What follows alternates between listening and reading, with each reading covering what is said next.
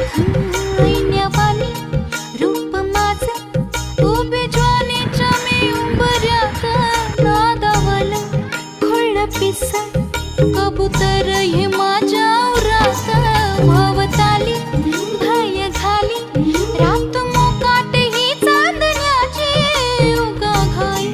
कशा पायी हाय नजर उभ्या गावाची